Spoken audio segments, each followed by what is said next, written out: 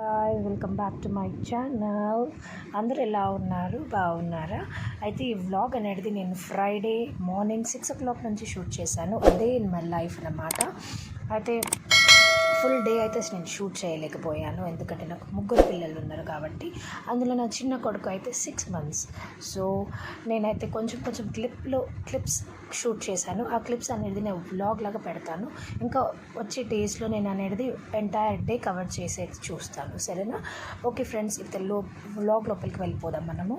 అయితే నేను పొద్దున్న లేవగానే ఫస్ట్ టీ పెట్టేసుకుంటాను, ఎందుకంటే నేను టీ తాగితేనే నా బాడీ అనేది స్టార్ట్ అవుతుంది. మన బాడీకి పెట్రోల్ టీయే అన్నమాట, ఓకేనా?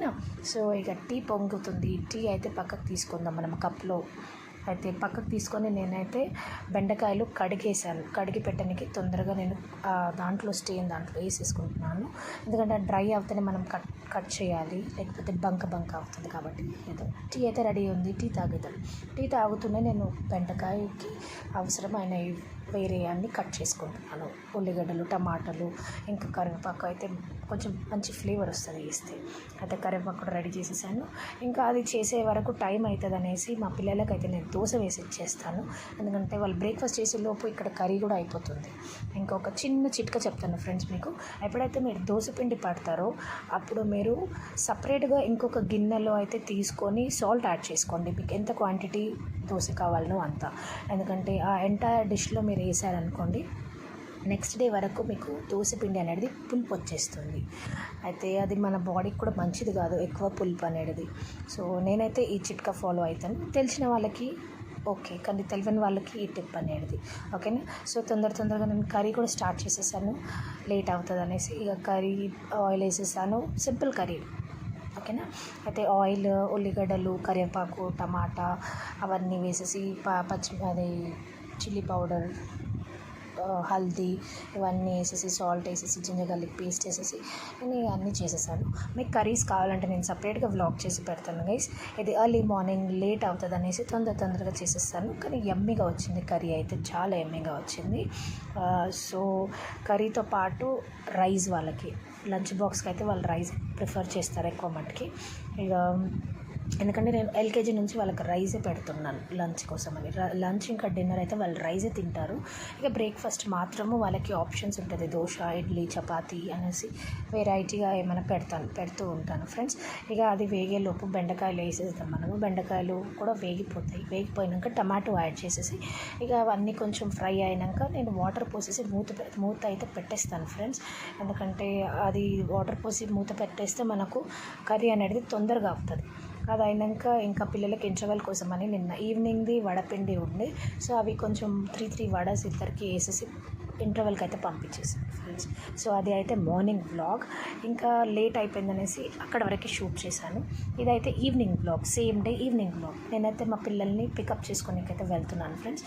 మా చిన్న కొడుకుని అయితే నేను ఇలా బ్యాగ్లో వేసుకొని బండి నడిపిస్తాను, ఎందుకంటే నేను వాళ్ళని డ్రాప్ చేసేదైనా పికప్ చేసుకున్నదైనా నేనే కాబట్టి నా బండి మీద మా సన్ని ఇట్లా బ్యాగ్లో వేసుకొని అయితే పోతాను ఫ్రెండ్స్. అయితే ఇక్కడ స్కూల్లో వచ్చి వెతుకుతున్నాను ఎక్కడ ఉన్నారు పిల్లలు అనేసి. అది మా పెద్ద కూతురు వస్తుందండి, ఇది మా పెద్ద కూతురు అండి. ఇంకా వెనకనే చిన్న ఆమె వస్తుంది చూడండి, ఇది మా చిన్న కూతురు. అయితే చలో వెళ్ళిపోదాం ఇంటికి రిటర్న్. ఇక బండి మీద అయితే మా పిల్లల్ని నేను అడుగుతూ ఉంటాను ఫ్రెండ్స్. అయితే ఎలా ఉండింది ఈరోజు, ఏమేమైంది స్కూల్లో అని అన్నీ అడుగుతూ ఉంటాను నేను. అయితే వాళ్ళు కూడా ఇక స్కూల్లో అయినవన్నీ నాతో షేర్ చేసుకొని ఉంటారు. సో మిస్ ఇలా చెప్పింది, ఇక ఈ సబ్జెక్ట్ ఉంది, టెస్ట్ ఉంది, అది ఉంది అనేసి నాతో మంచిగా మాట్లాడుకుంటూ ఇక వెళ్ళిపోతున్నాము. అయితే మధ్యలో ఇంకా నేను అడిగాను, మీకు ఏం కావాలి ఇప్పుడు తినడానికి, ఏం కావాలి స్నాక్ లాగా అంటే మా చిన్న కూతురు అయితే చపాతీ అడిగిందండి. ఎప్పుడు అడగతాను చపాతీ.